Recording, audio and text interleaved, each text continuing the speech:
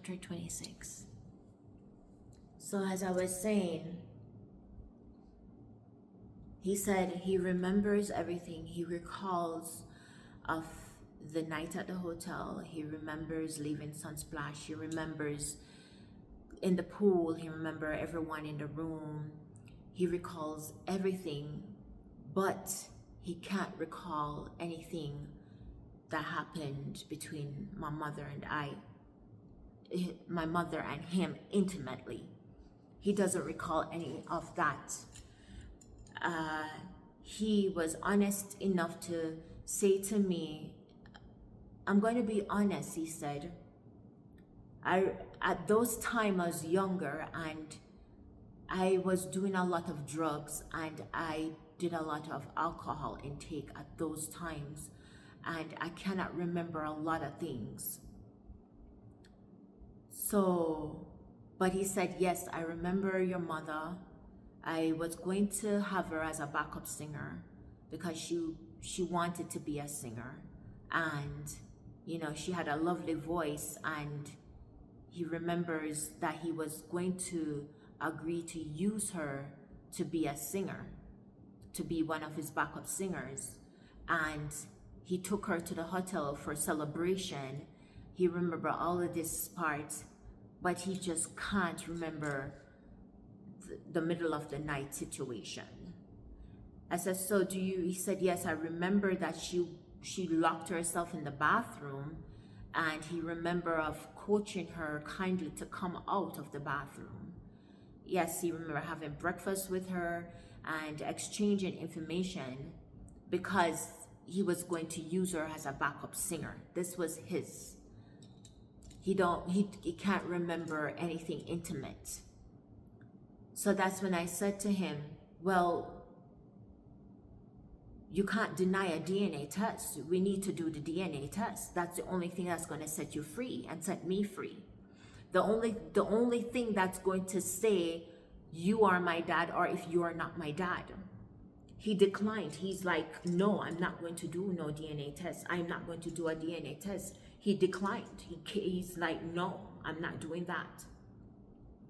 So I was like, well, we are bonded for life because you're going to now still be my dad whether or not you like it, because this is the truth. And I said, I feel you are embarrassed because you've learned the age of my mother, of the time when this happened between you or her, and this will affect your career if this should get out.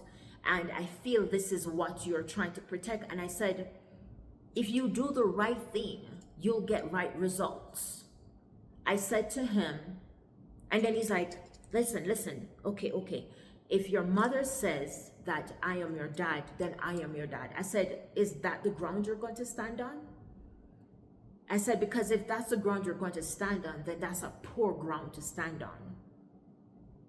I said, don't you want to be free to know that I am biologically your child? I said, because that would make me feel free to know if you are biologically my dad or if you're not my dad.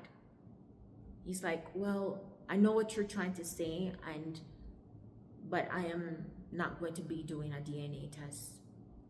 Like I said, whatever your mother tells you, she is right. Whatever she says, and if she says I'm your dad, then I'm your dad. And I shake my head. And I said, honestly, I'm very disappointed in you. I'm very disappointed in you. That's what I said to him. And I said, you know what? I think I'm going to leave. I was so disappointed.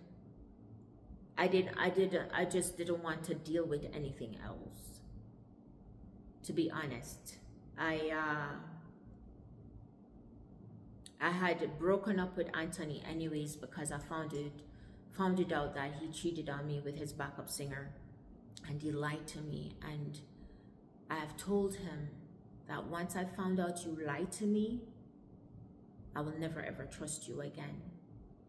And I gave him my virginity when I was 21 years old, and he disappointed me and he broke my heart.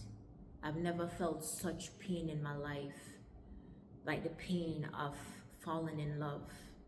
And I had two broken hearts suffering with at that time. The broken heart of the man that I thought was going to be my husband, and the broken heart of my father denying me a DNA test. I decided that I was going to now leave Jamaica for good and never return. I still would come back to visit, but I would not live. I wanted to be as far can be. And so I had returned to America, and decided that I needed that change and was going to make that change. I'm living in California and started a new life in California. So now, backtracking, when my dad called me at 22 while I was living in California and we had that little talk, I was very happy. I have a very soft spot in my heart for my parents, my mother and for my father. I love them both. I am not close with any of them, but I love them. I love them very much. And I'm always happy to speak with them. I'm always happy to exchange thoughts and memories with them in any sort of way. And I'm always happy to speak with them when I have the opportunity to speak with them. And so when my dad had called me and said, I heard that you're now living in California. And I said, yes, I am. So he was asking me, so what about school? I said, my timeline has now changed. I have to now be an adult, because when I had that talk with him in Jamaica at 21, I decided that I wasn't going to ask him for any more help. I was just going to take a life and just move it with it however I can. And I was going to take care of anything that I needed to take care of for myself. So that was the decision that I made.